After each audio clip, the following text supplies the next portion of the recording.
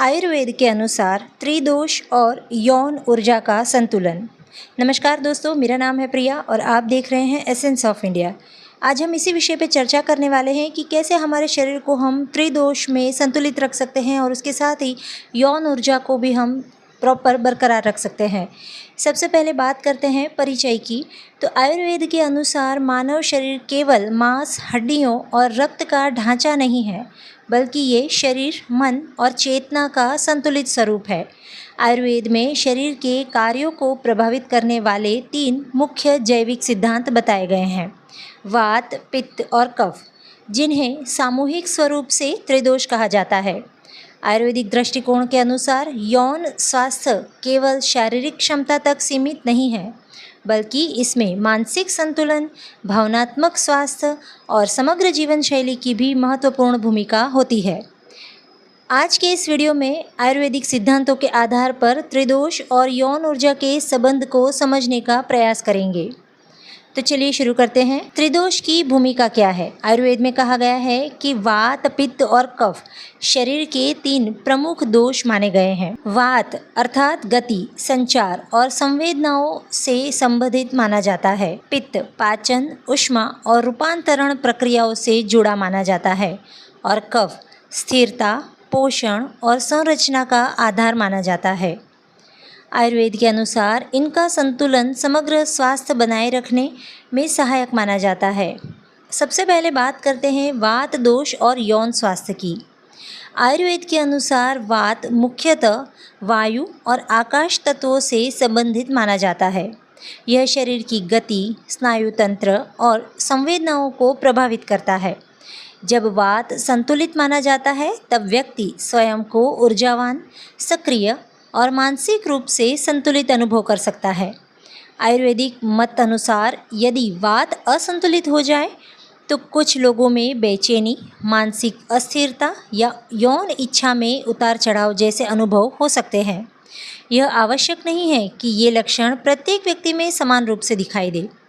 आयुर्वेदिक जीवन शैली में पर्याप्त विश्राम, संतुलित दिनचर्या तथा चिकित्सीय सलाह के अनुसार तिल का तेल, घी और पौष्टिक आहार का उल्लेख मिलता है। अब बात करते हैं पित्त दोष की।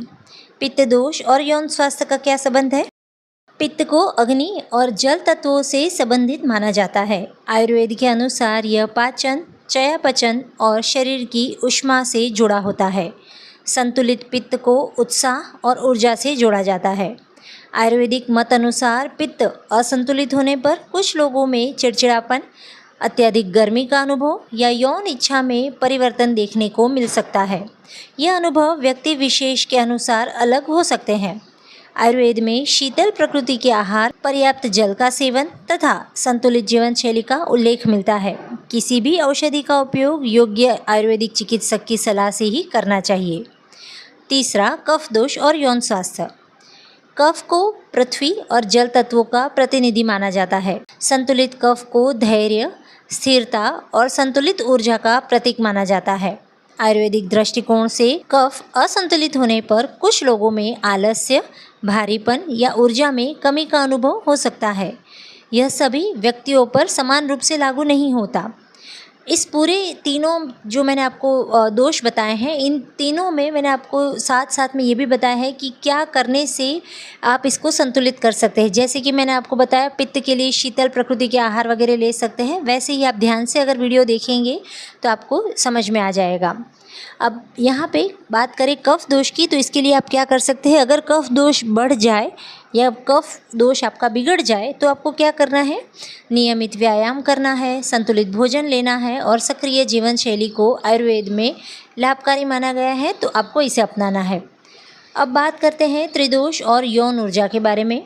आयुर्वेद में वीर्य को शरीर की महत्वपूर्ण धातुओं में से एक माना गया है। आयुर्वेदिक सिद्धांतों के अनुसार त्रिदोष का संतुलन समग्र स्वास्थ्य के साथ साथ प्रजनन स्वास्थ्य को भी प्रभावित कर सकता है।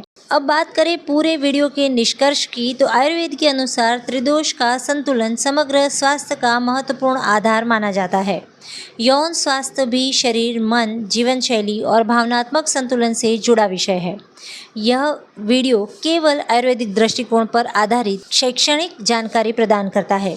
इसका उद्देश्य किसी रोग का निदान, उपचार या चिकित्सक सलाह देना नहीं है। यदि आपको यौन स्वास्थ्य या किसी अन्य स्वास्थ्य संबंधित समस्या का अनुभव हो रहा हो तो योग्य आयुर्वेदिक चिकित्सक या अन्य पंजीकृत स्वास्थ्य विशेषज्ञ से व्यक्तिगत परामर्श अवश्य लें। तो ये थी छोटी सी जानकारी कि त्रिदोष के साथ यौन संबंध का क्या रिश्ता है। वीडियो में दी गई जानकारी अगर आपको पसंद आई हो तो प्लीज़ लाइक करना ना भूलें, शेयर करना ना भूलें और एक अच्छा सा कमेंट करना ना भूलें। मिलते हैं ऐसी कुछ नई जानकारियों के साथ, तब तक के लिए नमस्कार।